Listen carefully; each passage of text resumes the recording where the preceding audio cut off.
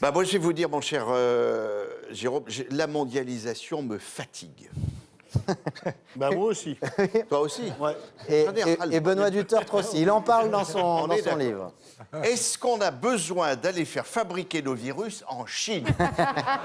C'est vrai, on en a de très bons chez nous. Est-ce que nous ne sommes pas capables de fabriquer nos virus à nous, de les faire fabriquer par des Français pour des Français? Cet abandon progressif de notre souveraineté nationale me consterne. Les produits chinois, il y en a marre. Il n'y a pas qu'eux qui savent fabriquer de la grippe de qualité. La grippe espagnole valait largement le coronavirus d'aujourd'hui ou la grippe aviaire d'avant-hier. Elle a montré son efficacité, la grippe espagnole. 50 millions de morts, vous imaginez? Ça, c'est de la qualité, je veux dire. C'est bien fait. Et oui, et c'était payé Franco, bien avant lui. C'était uniquement en Europe. Ouais. C'était en Europe.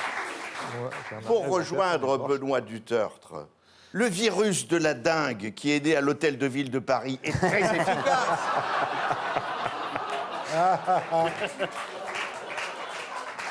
Vous avez vu l'état dans lequel est la capitale?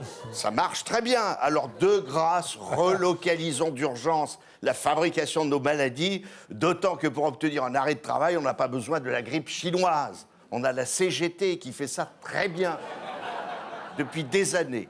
Alors bref, en revanche, il y a un phénomène très net qui se développe en France depuis quelques mois et qui m'inquiète, c'est que plus le sport se professionnalise, plus la politique, j'ai remarqué ça, est pratiquée par des amateurs. Ouais, c'est pas faux. Ça fait presque 50 ans que j'observe et que j'épie la politique. J'ai entendu et vu plus d'âneries ces 12 derniers mois qu'en 50 ans d'observation. Ils ont bien fait de supprimer, par exemple, je me suis dit, les fonctions de Ségolène Royal au pôle Nord. Il y a actuellement, à mon avis, plus de manchots en politique au gouvernement que sur la banquise. On a déjà celui qui est parti, là, Jean-Paul Delevoye, Ah un oui, étalon. Alors celui-là, un étalon du genre. 2 ans de réflexion sur les retraites et pas une seule idée claire, mais pas une.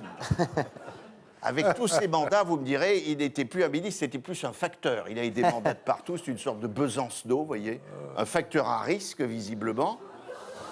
Parce que son projet était tellement bien ficelé qu'il nous a valu 7 semaines de grève. Vous voyez, donc ça C'était sent bien, le manche-tout. bien vous voyez. foutu. Hein, bien foutu.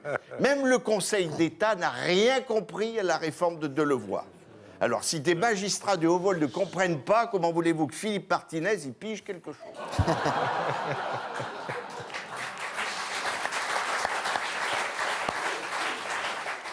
J'ai lu le rapport du Conseil d'État. Il y avait, paraît-il, des projections lacunaires et surtout pas moins de 29 ordonnances dans le projet. On savait que le régime était malade, mais pas à ce point, 29 ordonnances. C'est plus une réforme, c'est une carte vitale, voyez-vous.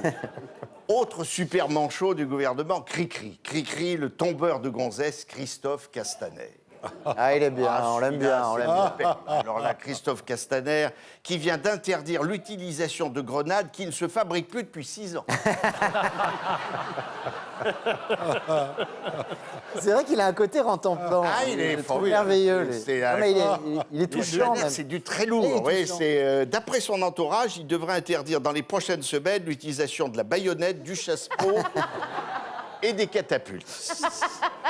Sacré Cricri. Il serait très affecté, on m'a dit Cricri, par la disparition de Michou. Ça lui fait une boîte de nuit en moins pour aller travailler. Donc, Dernier avatar de cette équipe d'amateurs, le syndrome des frères ennemis et des enfants dessoudés, Griveaux-Villani. Ah oui. Même le président n'a pas réussi à refaire la Mais jonction. non, hier soir, il a essayé. Il a convoqué Villani, qui aurait dit à Griveaux, Maître Cédric, sur son arbre perché, tenait dans son bec un fromage. Maître Griveaux, par l'odeur alléchée, lui dit, fais gaffe, on va faire naufrage. Résultat des courses, un duel annoncé entre Anne Hidalgo et Rachida Dati. Oh là. Ça sent l'anniversaire de la mort d'Albert Camus. On avait déjà la peste. On avait la peste, on risque d'avoir le choléra. Bref. Et la nausée. Et la nausée. Au final. Exactement. Et les mains sales. Et les bains sales. Oui, donc c'est Sartre C'est et ça, Camus. les bains sales, oui. Oui. Ah bah oui. Oui. Et les bateaux mouches. Et les... Mais aussi. Et la tour Eiffel. Non, mais il y a quelque chose, les mouches, il y a quelque chose. Il y a bien quelque sûr qu'il y a chose. quelque Bravo, Philippe. C'était pas... C'était pas forcément utile. Non, mais c'était bien de le faire quand C'était agréable même. et ça détend l'atmosphère. Bien sûr. Oui. Bref, on fait le bilan. 18 mois de gilets jaunes, 7 semaines de grève, des ministres qui se crêpent le chignon à Paris et à Biarritz.